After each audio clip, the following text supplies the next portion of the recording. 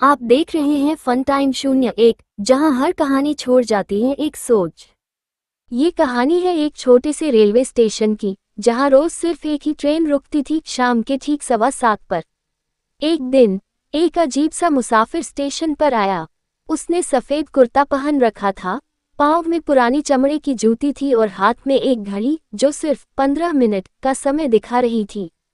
उसने station master से पूछा, ये ट्रेन कितनी देर रुकती है? स्टेशन मास्टर ने कहा, केवल 15 मिनट। लेकिन आपको कहाँ जाना है? मुसाफिर मुस्कुराया और बोला, मुझे कहीं नहीं जाना, किसी से मिलना है, बस 15 मिनट के लिए। 7:15 पर ट्रेन आई। मुसाफिर उतरा। प्लेटफॉर्म पर एक बुजुर्ग स्त्री खड़ी थी। जैसे ही उसने उस मुसाफिर को देखा, उसकी आंखों से आंसू बहने लगे। तू आ गया बेटा, मुसाफिर ने सिर झुकाकर कहा। माँ, बस 15 मिनट मिले हैं, फिर जाना होगा। और 15 मिनट बाद वह मुसाफिर चुपचाप उसी ट्रेन में चढ़ गया और चला गया। अगली सुबह स्टेशन मास्टर ने अखबार में एक खबर पढ़ी। उसमें उसी मुसाफिर की तस्वीर थी। नीचे लिखा था, 7 साल पहले इसी स्टेशन पर एक युवक की ट्रेन से गिरकर मृत्यु हो गई थी।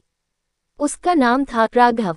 मॉरल, कुछ रिश्ते समय से परे होते हैं और कुछ मुसाफिर सिर्फ यादों में लौट कर आते हैं। गांव के कोने पर एक पुराना डाकघर था, अब वीरान, जंग लगे ताले और धूल से भरी अलमारियां। पर एक टेबल पर अब भी रखा था एक अधूरा पत्र, जिसे किसी ने कभी भेजा ही नहीं। रवि, जो हाल ही में शहर से लौटा था, उस पुराने डाकघर को देखने गया। बचपन में वहीं खेला करता था। वहां उसने देखा एक पुराना लिफाफा, जिस पर लिखा था, प्रिय रिया, ये मेरा आखिरी खत है। जिज्ञासा में रवि ने वो खत खोल दिया। उसमें लिखा था, ग्रेटर देन रिया, मुझे माफ कर देना। उस रात मैंने जो कहा वो गुस्से में था। मुझे पता था कि तुम मुझे छोड़ दोगी, पर तुम्हें रोता नहीं देख सकता था। मैं दूर जा रहा हूँ, पर तुम हमेशा मेरे साथ रहोगी, इस खत के हर शब्द में। नीचे लिखा था, तुम्हारा अर्जुन, 22 नवंबर 1998। रवि चौंक गया, क्योंकि उसकी मां का नाम रिया था और उसके पिता की मृत्यु 22 नवंबर 1998 को एक एक्सीडेंट में हुई थी। उसे याद आया, मां अक्सर अकेले में एक डिब्बा खोलकर रोती थी, पर कभी किसी से कुछ नहीं कहती। रवि वो खत घर लाया और चुपचाप मां के सामने रख दिया। मां ने उसे देखा, आंखें भर आईं। बस इतना कहा, मैंने सोचा था अर्जुन कभी नहीं समझा, पर आज तुमने वो बात पूरी कर दी।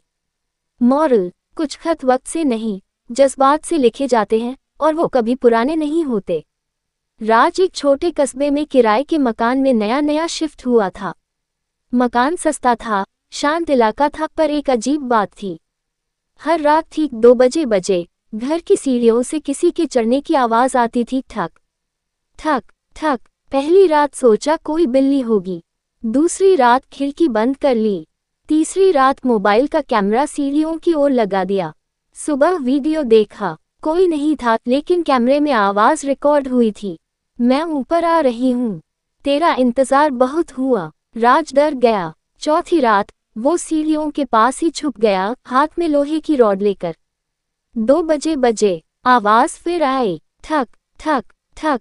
लेकिन इस बार कोई चढ़ नहीं रहा था, बल्कि वो आवाज पीछे से आई।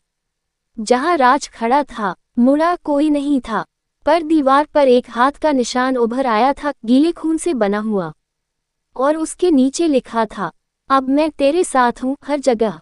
मॉरल, कुछ मकान खाली नहीं होते, उनमें कोई इंतजार कर रहा होता है।